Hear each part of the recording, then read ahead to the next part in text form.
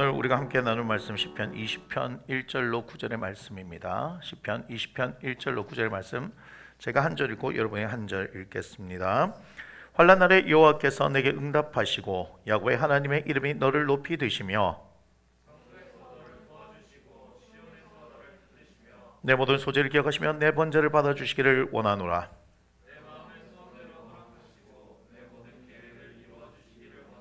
우리가 너희 승리로 말미암아 개걸을 부르며 우리 하나님의 이름으로 우리의 깃발을 세우리니 여호와께서 내 모든 기도를 이루어 주시기를 원하노라.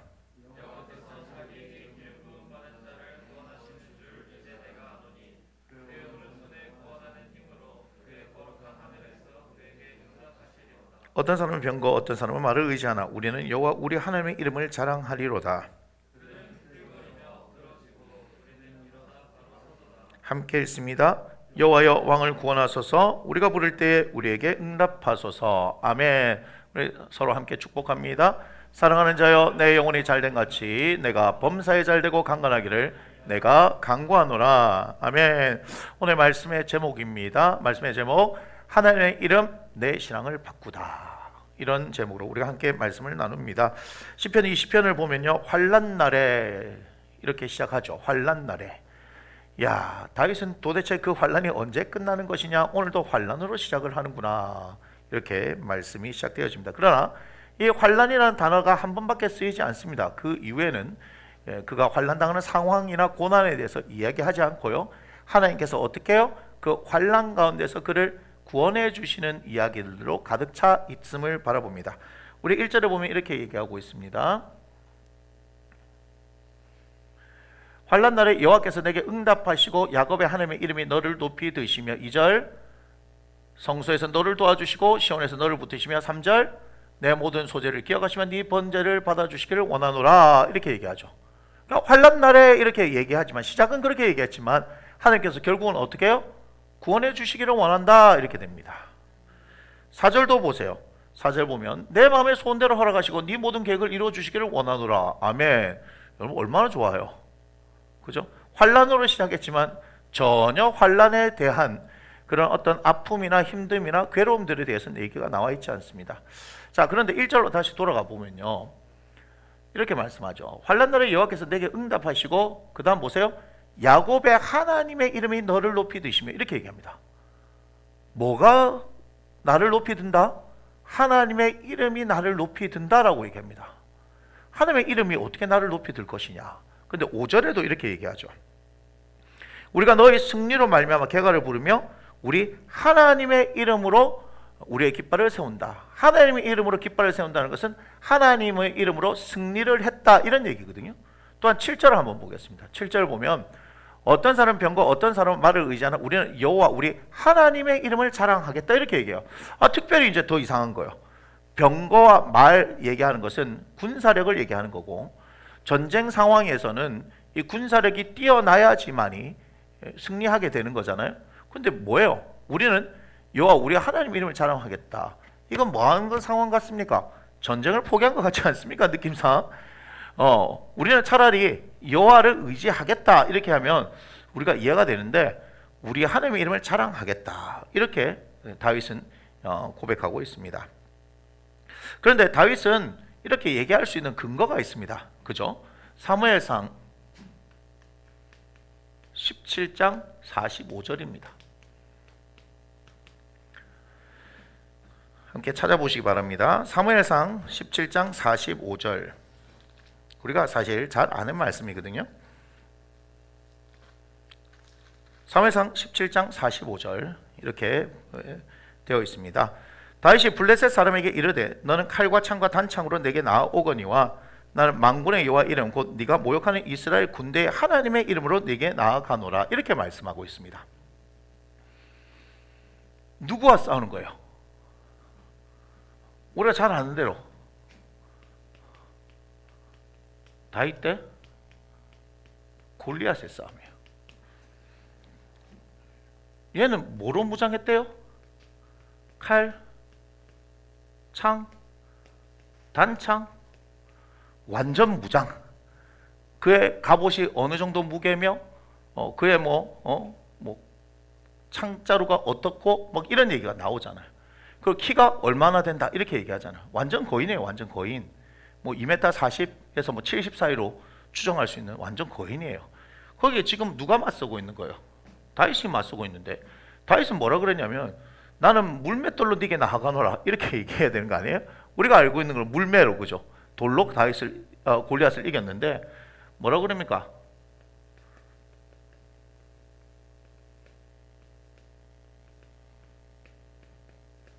세상에 전쟁하는데 지금 이스라엘의 국군이 걸려 있는데 만군의 여호와 이름으로 지금 나아가는 거예요. 골리앗이 얼마나 대단했냐면 우리가 사무엘상 17장을 보면 블레셋하고 전쟁을 하는데 싸움을 도두는 사람 골리앗인 거죠. 예를 들면 예전에 전쟁할 때 뭐 하는 거예요? 1대1로 뭐 왕과 왕끼리 싸우거나, 그죠? 최고의 장수끼리 붙어가지고 그냥 뭐 병사들 피 흘리지 말고 우리 깨끗하게 한번 결판을 내자, 뭐 이렇게 나오잖아요. 그 헨리 5세인가 하는 영화를 봐도 그렇더라고요. 헨리 5세가 프랑스로 가가지고 야, 피 흘리지 말고 그냥 그쪽 프랑스 왕하고 1대1로 뭐 싸움을 하자, 그렇게 하더라고요. 뭐 그렇게 되어지는 거죠. 그런데 이스라엘 쪽에서는요, 나갈 사람이 없는 거예요. 여러분, 이거는 의외의 상황입니다. 왜 그러냐면요, 사울이 우리가 지금 부정적인 어떤 이미지로 알고 있지만 사울도 용사예요. 그의 아들 요나단도 용사입니다. 용맹한 사람들이고. 그런데 그 사람들도 골리앗 앞에서는요, 세상에 듣도 보도 못한 적이거든요. 세상에 이런 사람이 존재하냐는 거예요. 한 주먹거리도 안 될 것 같은 거예요. 그런데 이스라엘 백성들이 다 지금 쫄아 있는 거예요. 여기서 여러분 교훈이 있습니다. 40일을 나왔거든요. 40일을. 자, 17장에 보면요. 이 사람에 대해서 얘기하는데 4절에 보니까 키가 6규빗 한 뼘이고 머리에 노툭을 썼고 몸에는 비늘 갑옷을 입었고 그 갑옷의 무게가 놋 5,000세겔이며 그의 다리에 놋각반을 찾고 어깨 사이에 놋단창을 메었고 그 창자로는 배틀채 같고 창난은 철 600세겔이며 방패든 자가 앞서 행하리라, 이렇게 얘기합니다. 그러니까 지금 골리앗에 대해서 막 엄청나게 이게 설명을 하고 있는 거예요. 그게 어마어마하고 무시무시한 적인데 16절을 보니까 그 블레셋 사람이 40일을 조석으로 나와서 몸으로 나타내었더라, 이렇게 얘기해요. 그러니까 골리앗에 대해서요 어마어마한 묘사를 해요. 지금 적인데 적이 얼마나 대단하냐 이렇게 얘기하면서 이 친구가 며칠을 나왔냐면요, 40일을 조석 아침 저녁으로 해갖고 그 80번이나 나타나고 고함치는 거예요. 야! 뭐 이거 저 번잡하게 싸우냐?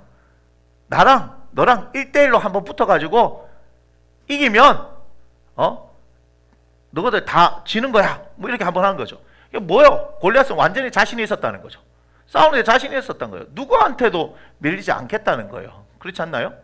근데 여러분 재밌는 게 뭔지 아십니까? 옛날 전쟁은요 시도 때도 없이 하는 게 아닙니다. 보통 이때 전쟁은요 수확철이 끝나면 전쟁합니다.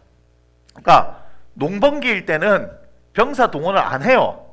농사 일을 해야 되니까. 농사 끝나고 나면 어떻게 돼요?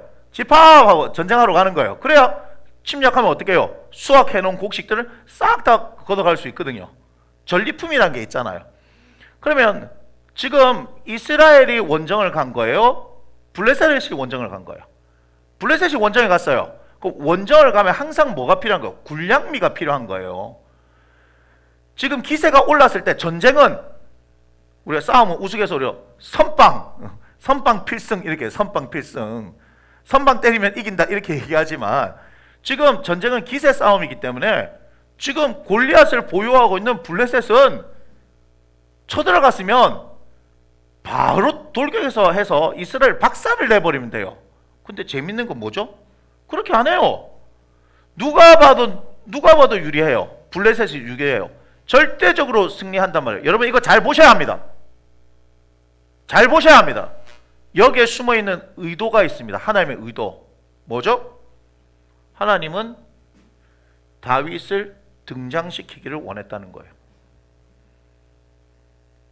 여기에 여러분들은요, 여러분 감격해야 하는 거예요. 세상의 방법으로는요 골리앗을 절대로 이길 수 없어요. 그런데 하나님께서 기름 부으시고 선택하신 다윗을 세우기 위해서 뭐 하는 거예요? 골리앗을 이용하는 거예요. 골리앗을 이용하는 거라고요. 골리앗은 뭐예요? 영화나 드라마에 보면 주인공을 등장시키기 위한 악역일 뿐이에요. 누구를 더 돋보이게 하는? 다윗을. 여러분 이런 배짱 있으십니까? 하나님께서 지금 우리를 그렇게 부르신 거 알고 계십니까? 하나님께서는 우리에게 당신의 이름을 주시면서 이 세상 가운데서 다윗처럼 살게 하시기를 원하신 거 아십니까? 그런데 실제 이 세상 가운데서 살아가는 우리들의 모습을 보면 어떻습니까? 이스라엘 백성들 골리앗 앞에 서서 쫄아 있는 그 백성들의 모습 같지 않습니까? 우리도 언제든지 만군의 여호와 이름을 모욕하는 이 골리앗을 향해서 너는 칼과 창과 단창으로 내게 나아오거니와 나는 네가 모욕하는 이스라엘 하나님의 이름으로 네게 나아간다라고 얘기하는, 우리도 한 번쯤은 그렇게 얘기하고 싶고 멋지게 한번 물매를 돌려서 정확하게 골리앗을 무찌르고 싶은 그런 마음이 없냐 이 말이에요. 마음은 있지만 실제 우리 현실은 그렇지 못한 것 가운데서 너무 좌절하지 않습니까? 근데 여러분 이거 아셔야 됩니다. 잠언서 22장 29절, 시편 78편 70절에서 72절의 말씀을 한번 살펴보겠습니다. 잠언서입니다. 22장 29절. 네가 자기의 일에 능숙한 사람을 보았느냐? 이러한 사람은 왕 앞에 설 것이요 천한 자 앞에 서지 아니하리라. 아멘. 뭐라고 얘기합니까? 능숙함에 대해서 얘기합니다. 무엇에 대해서요? 자기 일에 능숙한 사람. 시편 78편을 보겠습니다. 78편 70절로 72절의 말씀. 또 그의 종 다윗을 택하시되 양의 우리에서 취하시며 전 양을 지키는 중에서 그를 이끌어내사 그의 백성인 야곱 그의 소인 이스라엘을 기르게 하셨더니 이에 그가 그들을 자기의 마음의 완전함을 기르고 그의 손에 능숙함으로 그들을 지도하였더라. 뭐가 나옵니까? 여기도 뭐가 나오죠? 능숙함. 자기 일에 능숙한 사람이에요. 다윗은 양치는데도 능숙하게 했어요. 그러니 뭐 하는 겁니까? 왕이 되어서도 능숙하게 일을 할 수 있는 거예요. 이걸 놓치면 안 된다 이 말입니다. 하나님의 사람들은 이걸 놓치면 안 됩니다. 우리는 일확천금을 노리는 사람들이 되어서는 안 됩니다. 제가 뭐 목회를 하면서 뭐 성도가 얼마가 되고 막 그렇게 얘기를 하지만 여러분 한 사람이 모였을 때 그게 되어지는 거지. 마치 내가 큰 목회를 하기 위해서 주님 저에게 5,000명을 주십시오, 5만 명을 주십시오 뭐 그렇게 기도한다고 되는 게 아니고 지극히 작은 것에 충성한 자가 큰 것에 충성한다는 하나님의 말씀의 원리에 따라서 우리가 살아야 한다는 겁니다. 그런데 예수 믿는 사람들은 기도 만능설에 입각하여 뭐라고요? 기도 만능설. 제가 만든 겁니다. 기도하면 모든 것이 다 되는 것처럼 이렇게 얘기합니다. 그러나 성경이 말하고 있는 기준은 그렇지 않습니다. 정욕으로 쓰려고 잘못 구하면 얻지 못한다고 얘기합니다. 여러분이 하는 기도는 하나님의 뜻을 아는 것이고 하나님의 뜻이 나를 통해서 이루어지려고 하는 것이 기도지, 구하라 찾으라 문을 두드리라 하는 것도 무조건 구하고 찾고 두드린다고 열린다는 게 아닙니다. 우리에게 있는 소원을 하나님께서 아래고 그 소원을 이루어주실 것을 기대하지만 그 소원도 어떻게 해요? 자기의 기쁘신 뜻을 위하여서 소원을 두고 행하게 하신다는 하나님의 소원이 우리 안에 있어야 하는 겁니다. 하나님의 소원. 그런데 그 하나님의 소원이 있을 때 우리는 완전한 인생을 살아낼 수 있고 온전한 인생을 살아낼 수 있습니다. 그런데 물어보면요, 예수를 믿는다고 하면서 물어보면요, 그들의 소원이 선하지 못해요. 동기가 선하지 못합니다. 동기가 선하지 못하면서 위선을 떨면서 하나님 앞에 기도하는데 그 기도가 응답되어지겠습니까? 아니요. 사실 그 기도 응답된 겁니다. 안 되라는 응답이 이루어진 겁니다. 그런데 다만 어리석어서 뭐 하는 거예요? 그것이 안 된다라고 분명히 말했는데도 불구하고 계속해서 들이미는 거예요. 뭐 가지고요? 누가복음 18장 과부와 불의한 재판관 이야기하면서 막 밤낮으로 간청하는 그 기도를 듣지 않겠느냐 해요. 그런데 그 과부는 어떻게 해요? 진짜 원통한 일이 있기 때문에 얘기하는 거예요. 무슨 얘기인지 아시겠습니까? 항상 기도하고 낭망하지 말아야 할 것을 비로 말씀하시되 이렇게 얘기합니다. 근데 뭐요? 원통한 일을 당했을 때, 그랬을 때 이 불의한 재판관이 하는 얘기를 들어봐라. 그러니까 어떻게 그 택한 자들의 밤낮 부르짖는 것을 듣지 아니하시겠느냐 이렇게 말씀하시는 거예요.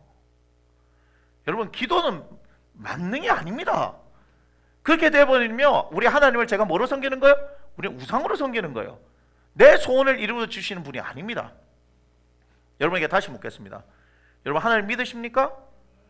그렇다면 여러분들은 하나님의 부르심에 따라서 하나님의 주시는 거룩한 소원이 여러분들에게 있어야 하는 거예요. 내 안에 하나님의 거룩한 소원, 그것을 열망으로, 그것을 불타지 않는데 그것이 아닌 이상 어떻게 기도하겠습니까? 다시 말씀드리지만 자신의 일에 능숙해지기를 원합니다. 자신이 있는 삶의 자리에서 최선을 다하기를 원합니다. 제가 늘 말씀드리지만 작은 것을 행하실 때마다 그것에 대해서 감사할 수 있는 사람이 되어야 돼요. 그런데 우리는 마치 이것이 더 자극적이고 이걸 자꾸 원하는 것 같아요. 그게 아닙니다. 하나님께서 작은 일을 행하실 때마다 그 모든 것이 하나님께서 행하셨음을 알고 그것을 인정해야 합니다. 그럴 때마다 하나님께서 우리에게 조금씩 더 큰 것을 맡기는 겁니다. 여러분, 잘 보세요. 제 말이 맞는지 안 맞는지. 하나님 앞에 성실한 사람이 하나님께 쓰임 받는데, 제가 볼 때 수많은 사람들이 착각하는 것 같아요. 자기 일에 성실하지 않으면서 기도만 하면 뭔가 됩니다라고 얘기하는 사람들은요, 그 감나무 밑에서 감이 떨어지기를 기다리고 있는 어리석은 사람들이에요. 제대로 여러분 배우셔야 합니다. 자신에게 주어진 일이 있습니까? 공부하는 학생입니까? 열심히 공부하십시오. 열심히 최선을 다해서 공부하고 기도하면서 주님의 도우심을 구하란 말이야. 그럴 때 플러스 알파가 일어나는 거예요. 사업을 하십니까? 기도하십시오. 그러나 자신의 일에 최선을 다하십시오. 그런데 그것을 기도하면서 하나님께서 이끌어 가시는 대로 여러분의 삶의 모든 영역에서 어떻게 해요? 최선을 다하시고 탁월하게 되어지기를 원합니다. 근데 그 탁월함은 하나님께서 주시는 거예요. 작은 것 하나에 소중하고 그 세부적인 것 하나에 감사하면서 그렇게 할 때 하나님께서 하시는 거예요. 뭐라고 얘기합니까? 다윗은 그렇게 자신의 일에 최선을 다했기 때문에 또한 어떤 일을 맡았을 때, 그것이 큰 일이 되었을 때도 동일하게 하는 겁니다. 그런데 여기 뭐가 있습니까? 다윗이 만군의 여호와 이름으로 나아갔다라는 것을 알 때, 여기 보세요. 여기 능숙함이지만 그의 능숙함은 어디서 드러나냐? 사무엘상 다시 17장으로 돌아가 보면 그의 능숙함이 사무엘상 17장에 보면은 이렇게 얘기합니다. 17장 32절부터 보면요, 적어드릴게요. 3상 17장 32절부터 이렇게 보면 이렇게 얘기합니다. 다윗이 사울에게 말하되 그로 말미암아 사람이 낙담하지 말 것이라 주의 종이 가서 저 블레셋 사람과 싸우리이다 이렇게 얘기합니다. 그러니까 사울이 다윗에게 이르되 네가 가서 저 블레셋 사람과 싸울 수 없으리니 너는 소년이고 그는 어려서부터 용사임이라. 자, 그런데 이때부터 다윗의 능숙함이 나타나는 거예요. 다윗의 능숙함이 나타나는 거예요. 다윗이 사울에게 말하되 주의 종이 아버지의 양을 지킬 때에 사자나 곰이 와서 양떼에서 새끼를 물어가면 내가 따라가서 그것을 치고 그 입에서 새끼를 건져내었고 그것이 일어나 나를 해하고자 하면 내가 그 수염을 잡고 그것을 쳐 죽였나이다. 주의 종이 사자와 곰도 쳤은즉 살아계신 하나님의 군대를 모욕한 이 할례받지 않는 블레셋 사람이리까 그가 그 짐승의 하나와 같이 되리이다. 또 다윗이 이르되 여호와께서 나를 사자의 발톱과 곰의 발톱에서 건져내셨은즉 나를 이 블레셋 사람의 손에서 건져내시리이다. 아멘. 아멘. 37절까지. 근데 뭐가 있습니까? 두 가지를 봐야 합니다. 능숙함이 있죠. 양 치는데 능숙함이 있죠. 사자나 곰, 양 한 마리 물려가면 다른 거 어떻게 피신시키면 되는 것이 우리의 일반적인 생각 아닙니까? 그런데 어떻게 해요? 끝까지 쫓아가서 건져냈어요. 그게 능숙함인데 그 다음 37절에 여러분 별표를 치셔야 돼요. 그리고 다윗의 고백에 눈이 번쩍하고 띄어야 됩니다. 몇 절이에요? 37절에. 무슨 말이냐? 또 다윗이 이르되 여호와께서 나를 사자의 발톱과 곰의 발톱에서 건져내셨은즉, 지금 뭐라고 얘기합니까? 사자와 곰이 양을 물어갔을 때 그걸 건져냈다라고 자기가 얘기했습니다. 맞습니까? 그런데 37절에 뭐라고 고백합니까? 여호와께서 나를 사자의 발톱과 곰의 발톱에서 건져냈다고 이렇게 얘기합니다. 다윗은 자신의 일에 최선을 다했지만 이 일을 행하게 하신 이가 누구다? 하나님이시다. 여러분, 그렇다면 다윗은 하나님을 아는 사람입니까? 모르는 사람입니까? 하나님 아는 사람입니다. 하루아침에 된 게 아니다 이 말이에요. 자기 일에 능숙하게 최선을 다해서 행할 때, 그리고 이 일을 누가? 하나님께서 함께 하신다는 것을 그는 알던 사람이에요. 그러니까 뭐 하던 사람이다? 기도했던 사람이라는 걸 알 수 있죠. 그리고 말씀의 사람이었다는 거 제가 말씀드렸습니다. 다윗에 대해서. 즉 하나님을 말씀으로 알 뿐만 아니라 기도했던 사람이고, 하나님의 지혜를 따라서 살았던 사람이고, 말씀을 따랐던 사람이고, 그것을 행했던 사람. 그래서 만군의 여호와 이름이 진짜 살아계신 하나님이시구나 하는 걸 안 거예요. 그러니까 뭐 한 거예요? 골리앗 앞에 섰을 때, 능숙함에 섰을 때, 능숙함으로 왕 앞에 설 것이요. 지금 사울 왕 앞에 서는 거 보입니까? 안 보입니까? 보이잖아요. 그렇게 하나님께서 역사하시는 겁니다. 하나님의 사람을 위해서 하나님께서는 이 골리앗이라는 사람을, 블레셋이라는 사람을 사용해서 하나님의 사람을 등장시키는 거예요. 어떤 사람? 철저히 하나님의 이름을 신뢰하는 사람에게 하나님께서 그 일을 행하신다 이 말입니다. 여러분, 하나님의 이름을 신뢰하십니까? 여러분, 하나님이 어떤 분인지 알고 계십니까? 출애굽기 3장 13절부터 보겠습니다.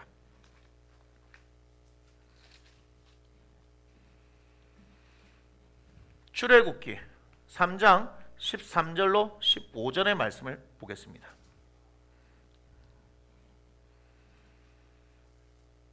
출애굽기 3장 13절로 15절 함께 읽습니다.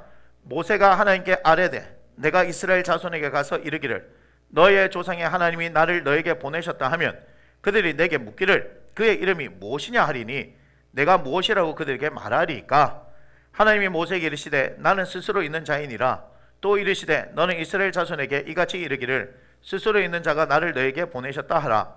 하나님이 또 모세에게 이르시되 너는 이스라엘 자손에게 이같이 이르기를 너희 조상의 하나님 여호와 곧 아브라함의 하나님 이삭의 하나님 야곱의 하나님께서 나를 너에게 보내셨다 하라.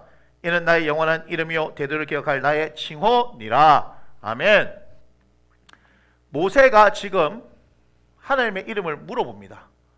왜냐하면 나는 당신을 지금 이 호렙산에서 당신의 말씀도 듣고 경험했기 때문에 믿겠지만 당신의 말씀대로 내가 이스라엘 백성들을 가서 나갑시다 이렇게 얘기하면 뭘 가지고 이 사람들이 나를 따라오겠냐는 거죠. 그랬더니 하나님께서 당신의 이름을 가르쳐 주시는데요. 뭐라고 가르쳐 주십니까?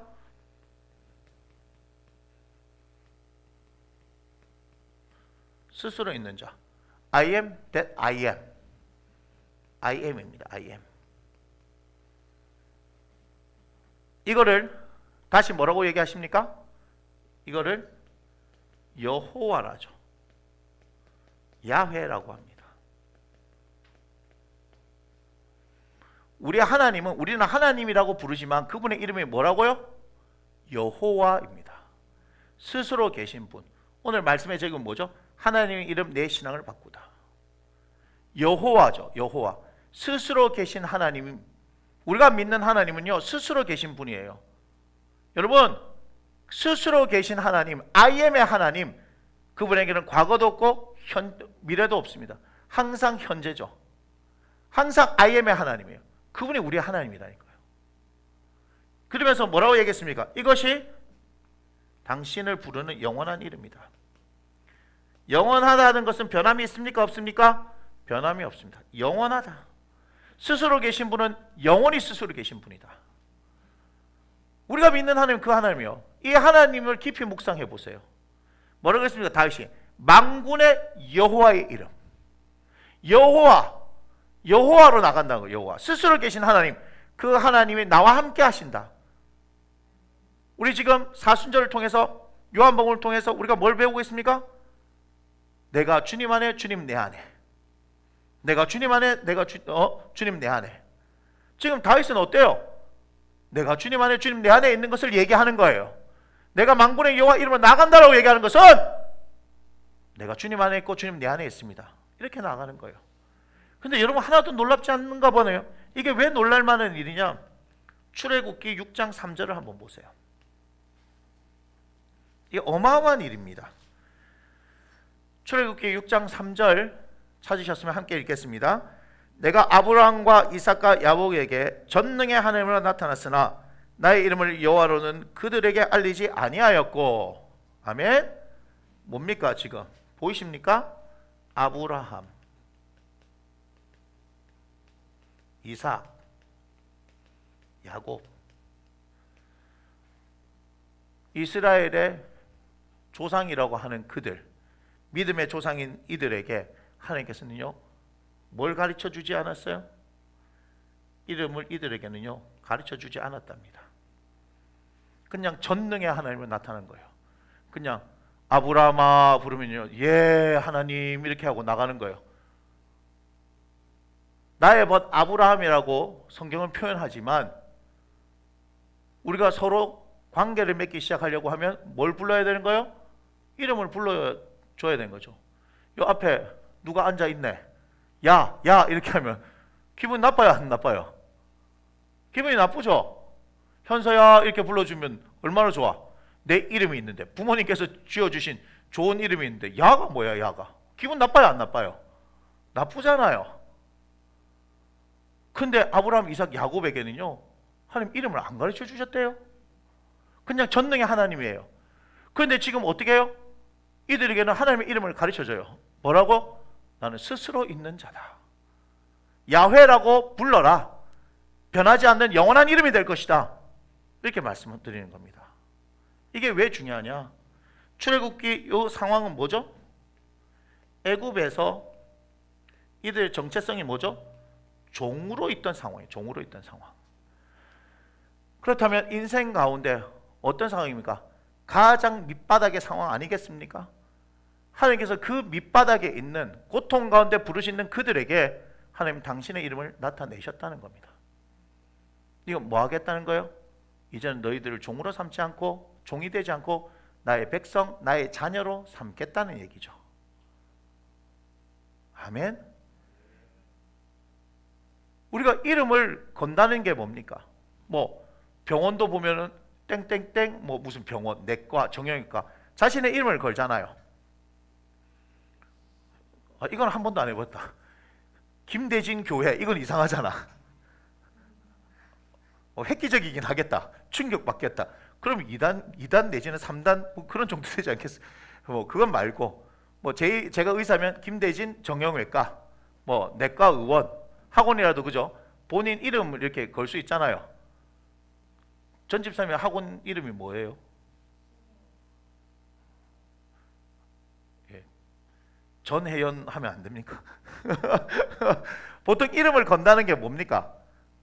내가 그만큼 자신이 있다는 얘기고 책임을 지겠다는 거죠. 내 이름을 걸고 뭐 이렇게 얘기하잖아요. 그게 보니까 한때 그 유행했던 거 지금도 그렇던데 보니까 중고차 이렇게 보면은 뭐 자기의 이름 걸고 하시는 분도 있고 뭐 심지어는 자기 이름 안 되니까 자식들 이름을 걸고 합니다. 뭐 이런 분들도 있더라고요. 그죠? 그렇게 한다는 것은 뭐예요? 그만큼 책임지겠다는 것이죠. 그만큼 책임지겠다. 이름을 건다는 것은 그렇지 않습니까? 그런데 요한복음을 보면요. 요한복음 14장 13절 14절 한번 찾아봅시다. 요한복음 14장 13절 14절. 자, 읽어보겠습니다. 너희가 내 이름으로 무엇을 구하든지 내가 행하리니 이는 아버지로 하여금 아들로 말미암아 영광을 받으시게 하려 함이라. 내 이름으로 무엇이든지 내게 구하면 내가 행하리라. 아멘. 지금 요한복음 14장 13절 14절이요 동일하게 말씀하는 거예요. 그것도 두 번이나. 그죠? 두 번을 말해요. 예수님께서 하시는 말씀이 중요하면은 진실로 내지는 진실로 이렇게 얘기하죠.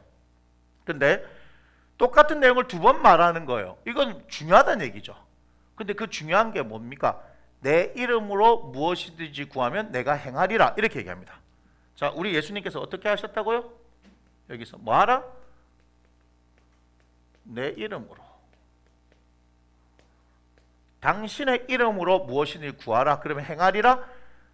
예수님의 이름으로 기도하면 예수님께서 행하시겠다. 그걸 두 번이나 말씀하셨다는 것은 그렇게 하시겠다는 얘기죠.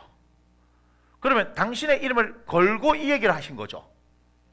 그래서 우리가 빌립보서 2장 9절에서 11절 뭐 합니까? 우리가 선포하잖아요.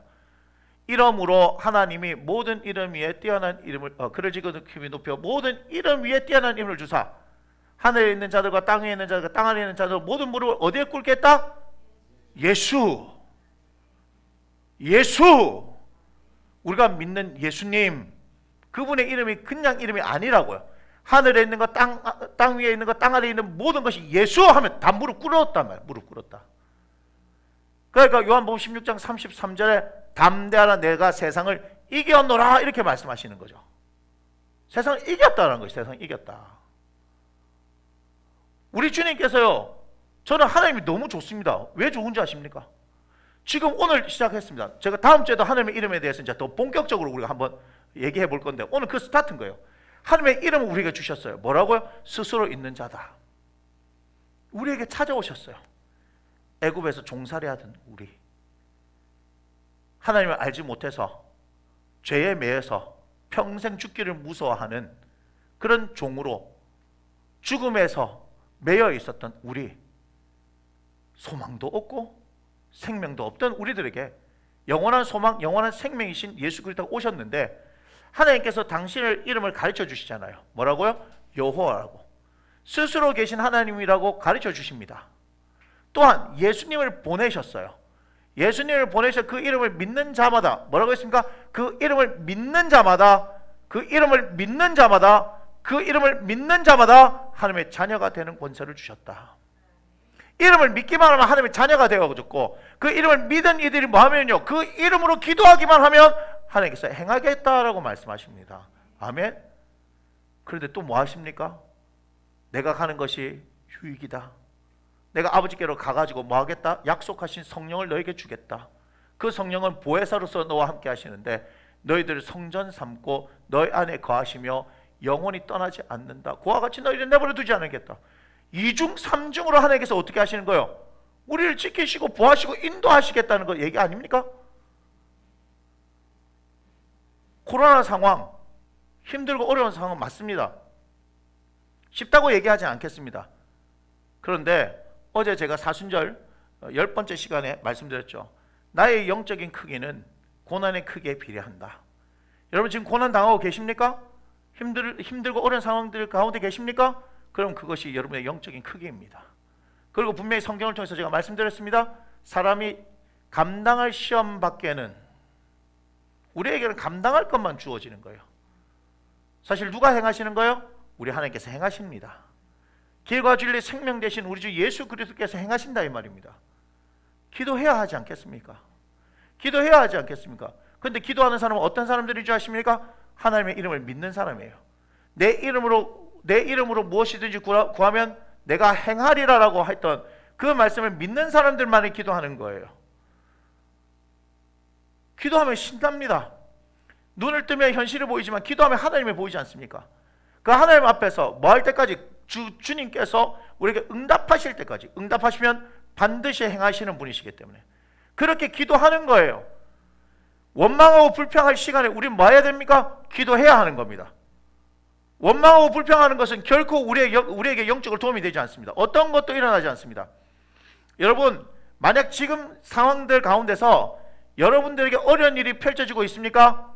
감사하십시오. 제가 영적 비밀을 하나 말씀드리겠습니다. 칠흑 같은 밤이면 곧 새벽이 오는 겁니다. 잘 들으세요. 칠흑 같은 밤이면 곧 새벽이 오는 겁니다. 예수님을 끝까지 믿고 가는데 계속해서 짙은 어둠 속에서 깊은 터널 가운데 계속해서 끌려 들어가는 것 같지만 끝나는 시점이 오게 된다는 말입니다. 붙으시라는 말입니다. 그런데 우리는 가다가 놓아버려요. 그럼 영원히 어둠 속에 있습니다. 반대편으로 나갈 수가 없는 거예요. 새벽을 경험할 수가 없는 거예요. 여러분, 영적인 비밀입니다. 여러분들에게 고난이 더 오고 있습니까? 하나님께서 여러분의 영적인 그릇의 깊이를 깊게 만드시고 크기를 더 크게 만드시는 과정이라고 생각하십시오. 놓지 마십시오. Never give up. 결코 놓지 마십시오. 조금만 더 주님을 신뢰하고 말씀을 붙들고 조금만 더 주님을 의지해 보십시오. 그 하나님의 이름값을 한다 이 말입니다. 여호와라고 말씀하시시니 그 여호와께서 그 이름값을 하신다 이 말입니다. 예수의 이름을 기도하면 그 예수의 이름 값을 하신단 말입니다. 우리 얘기하잖아요. 이름 물어보면 그럼 무슨 뜻이니? 이렇게 얘기합니다. 야, 이름 참 좋네. 그런데 뭐요? 이름값을 못하면 그렇게 얘기하잖아요.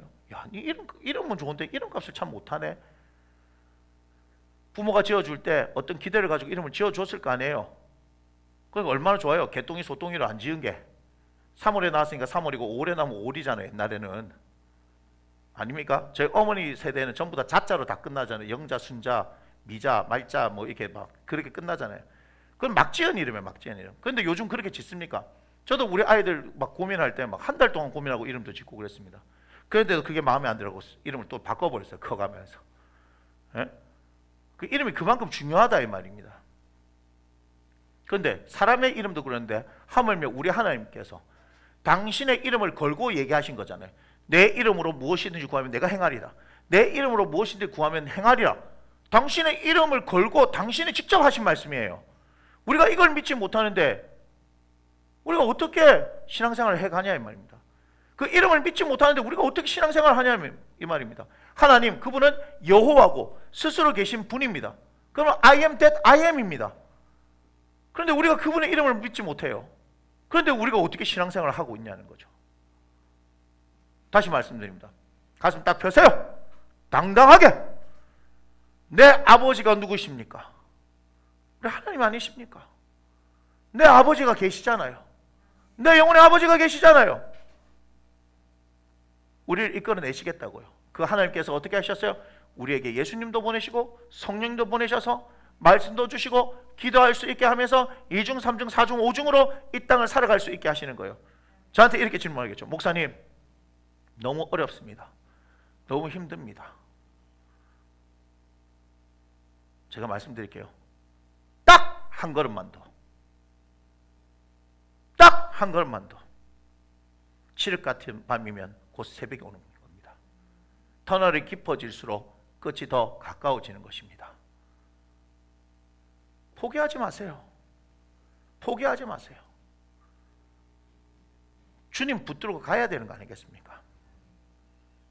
하나님께서 일하십니다. 특별히 사순절 예배 가운데 말씀 나누는 가운데 하나님께서 제게 마음을 주셨다고 여러분들께 말씀드렸습니다. 열심히 하나님의 말씀을 들으십시오. 제가 하는 게 아닙니다. 말씀을 들으십시오. 병이 치유되는 역사가 일어날 것입니다. 열심히 말씀 들으십시오. 여러분들의 소원이 이루어집니다. 문제가 해결되어집니다. 끝나고 나면 그 간증들을 하게 할 거예요, 여러분. 정말입니다. 근데 말씀 들으면서 어떤 일이 납니까? 그 말씀이 제가 말씀드렸죠? 내 안에 들어와서 꿈틀거리고 역사하기 시작하면 그 말씀이 나를 이끌어가기 시작한 겁니다. 말씀의 경험들을 이번에 한번 해보세요. 시편 107편에 얘기했잖아요. 우리를 건지시는 거, 하나님께서 말씀을 보내서 우리를 건지신다 얘기하셨잖아요. 말씀이 역사하는 걸 경험해보세요. 오늘도 읽었잖아요. 히브리서 4장 12절 말씀. 하나님의 말씀은 살아있고 활력이 있어 이렇게 얘기하잖아요. 그 살아있는 하나님의 말씀, 꿈틀거리는 하나님의 말씀, 그 생명의 말씀 한번 경험해보라 이 말입니다. 제가 말을 잘하고 설교를 잘하고 그게 아니라 말씀 그 자체, 말씀이신 그분께서 선포하신 그 말씀 그 자체 선포되어질 때마다 제가 그래서 말씀들을 막 적는 거예요. 막 적는 거예요. 찾아보세요. 찾아보세요. 죄송하지만 우리가 화면에 띄우는 게 너무 익숙해졌기 때문에 성경을 찾질 않네요. 그러니까 구약에 붙든지 신약에 붙든지 이걸 몰라요. 아니 예수 믿는 사람들인데 성경을 모르면 뭘 근거로 해서 살아갈 것이며 뭘 근거로 해서 기도할 겁니까? 저는 말씀을 얘기할 때 기도를 얘기하는 것이고 기도를 얘기할 때 말씀을 같이 얘기하는 거예요. 말씀과 기도는 함께 가는 거예요 합니다. 말씀하는데 기도하지 않으면요 그것은 이성만 커집니다. 기도하는데 말씀이 없으면요 그거는 신비주의로 빠집니다. 말씀과 기도가 균형을 이루어서 가는 그것에 전심전력을 해야 하는 겁니다. 그러면 하나님께서 여러분들 가운데 말씀대로 행하십니다. 말씀대로 행하십니다. 말씀대로 행하십니다. 그 하나님을 경험하기 원합니다. 그런데 하나님께서 어떻게 하셨어요? 당신의 이름을 거셨다는 거예요. 이름을 거셨다는 것은 책임지시겠다는 거죠. 제 얘기가 아닙니다. 여러분들 제가 믿으라 하는 게 아니라 그렇게 말씀하셨기 때문에 제가 전하는 것뿐입니다. 하나님의 이름 제가 다음 시간에 계속 할 것인데요. 이번 한 주를 살아갈 때 여호와라는 이름, 스스로 계신 하나님에 대해서 한번 묵상해 보세요. 내가 믿는 하나님은 그 하나님이에요. 그분이 처음이고 그분이 마침이에요. 여러분이 그분 안에 계신지 그걸 점검해야 돼요. 내가 예수 안에 있느냐, 내가 하나님 안에 있느냐. 예수 안에 있으면 하나님 안에 있는 거 맞습니까? 예, 맞습니다. 왜요? 하나님 아버지와 우리 아들 예수님께서 하나이시기 때문에. 우리가 하나 된 것 같이 그들도 우리와 같이 하나가 되게 하옵소서, 그렇게 기도하셨기 때문에. 주님의 살과 피, 그 십자가의 사건은 우리에게 당신을 가르쳐 주십니다. 여러분들이 예수 안에 있는가? 여러분 한번 물어보십시오. 여러분의 십자가가 있는가 물어보십시오. 그럼 됩니다. 신앙은 하나님의 이름으로부터 우리가 출발을 하는 것입니다. 스스로 계신 분, 그분이 우리의 아버지십니다. 그리고 끊임없이 우리에게 말씀하십니다. 내 이름으로 구하라, 내 이름으로 기도하라, 내가 행하겠다. 이것만큼 좋은 말씀이 어디 있습니까? 지금 1절의 말씀 한번 보여주세요. 환난 날에 야곱의 하나님의 이름을 너를 높이 드시며, 아멘. 하나님의 이름이 우리를 구원해 주십니다. 그 하나님의 이름이 우리를 승리하게 하십니다. 사람들은 7절 보여주세요. 사람들은 병거 말을 의지하겠지만 우리는 오직 여호와 이름만을 의지하고 나가기를 원합니다. 누구처럼요? 다윗처럼요. 지금 이 어려운 시기를 겪고 있는 여러분들에게 감히 제가 말씀드립니다. 지금 이 시기는 하나님의 이름을 다윗처럼 경험할 수 있는 시기입니다. 지금 골리앗이 보입니까? 무섭고 두렵습니까? 이제 그 하나님의 이름의 능력이 나타날 때입니다. 여러분, 기도할 수 있는 특권이 우리에게 있습니다. 말씀에 근거해서 기도할 수 있는 특권이 우리에게 있습니다. 세상을 향해서 두려워하지 마십시오. 우리가 두려워할 분은 오직 여호와 하나님 한 분밖에 없습니다. 그런데 만약에 위축되십니까? 함께 기도합시다. 위축되십니까? 함께 말씀으로 나아갑시다. 여러분, 혼자가 아닙니다. 나무 심는 교회를 통해서 한 가족이 되신 여러분들을 축복합니다. 함께 기도합시다. 함께 하나님의 말씀 앞에 나아갑시다. 그분께서 행하십니다. 그리고 우리 함께 행하신 그 하나님을 함께 노래하기를 원합니다. Never give up. 절대 포기하지 마십시오. 딱 한 걸음만 더. 하나님께서 당신의 이름을 우리에게 주시며 그 이름을 발판 삼고 우리에게 살아가게 하셨음을 기억하시고 마음껏 예수의 이름으로 기도하십시오. 주님 행하십니다. 할렐루야.